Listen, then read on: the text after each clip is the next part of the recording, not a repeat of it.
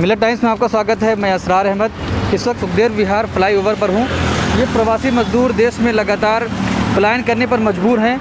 ये सब पैदल ही गुड़गांव से निकले हुए हैं और अभी यहाँ पर पहुँचे हुए हैं। हम इनसे बात करने की कोशिश करेंगे कि ये कहाँ से हैं और कहाँ तक जा रहे हैं। भाई आप लोग कहाँ जा रहे हो?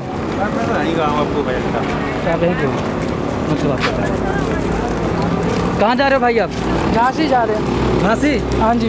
कहाँ से आ रहे हो? गुड़गांव से। गुड़गांव से पैदल ही? हाँ जी। है? हाँ। पैदल ही जाओगे? कोई साधन नहीं है? कोई साधन नहीं, कोई साधन नहीं है। इतना दूर पैदल कैसे जाओगे? सरकार कुछ ट्रेनें चला रही है, उसमें कुछ भरे नहीं थे फॉर्म हो? कुछ भी नहीं है सारे एक्सीडेंट। 2 दिन से भूखे हम लोग चले आ रहे हैं। काफ़ी टाइम खाना कब खाए थे? कुछ नहीं, वही घर से खा के आए। कब निकले वहाँ से? वहाँ से निकले 3:30 बजे रात को। 3:30 बजे रात को? अब देखिए ये 3:30 बजे रात को वहाँ से निकले हुए हैं और इस टाइम अभी यहाँ पहुँचे हुए हैं। हम लोगों से बात करना चाह रहे थे लेकिन वो कुछ घबराए हुए बात नहीं किए। लोगों से बात की कि ये गुड़गांव से निकले हैं और गुड़गांव से पैदल ही यहाँ तक आए। अभी सुखदेव विहार फ्लाईओवर पर पहुँचे हैं और ये चले जा रहे हैं। कोई झांसी जाएगा तो कोई MP जाएगा। देखिए लगातार देश से मज़दूर, ये प्रवासी मज़दूर पलायन करने पर मजबूर हैं और इन्हें कह दिया गया कि आप आत्मनिर्भर बनिए, तो आत्मनिर्भर बनने की ये कोशिश कर रहे हैं। सरकारें इनके लिए कुछ नहीं कर रही हैं। डेली 4 बजे आपको कॉन्फ्रेंस दिखाई देगी, प्रेस कॉन्फ्रेंस हो रही है और उसमें ऐलान किया जा रहा है, बड़े बड़े वादे किए जा रहे हैं, लेकिन ये प्रवासी मज़दूर लगातार पैदल अपने घरों की ओर निकल जा रहे हैं। सरकारें इनके बारे में कुछ नहीं सोच रही हैं। अगर सरकारों को सोचना है तो सबसे पहले इनके लिए कोई इंतज़ाम किया जाए और इनको अपने घर पहुंचाया जाए, लेकिन सरकारें ऐसा नहीं कर रही हैं।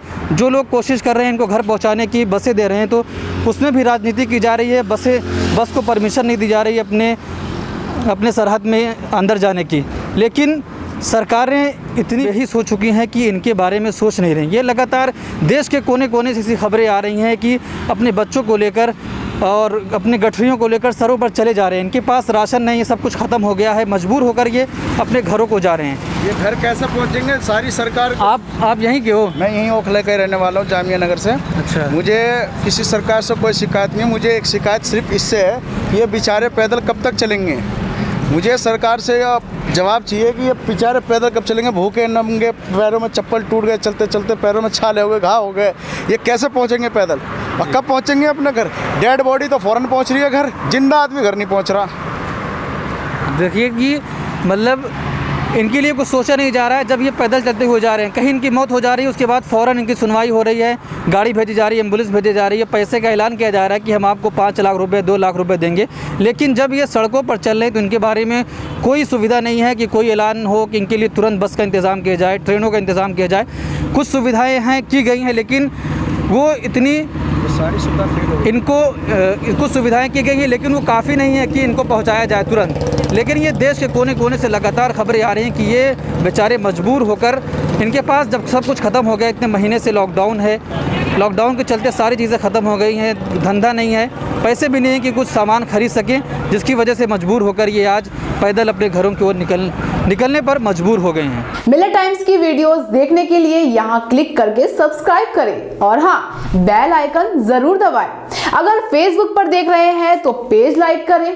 ताज़ा तरीन खबरों और मज़ामीन के लिए विजिट करें हमारी वेबसाइट www.millettimes.com।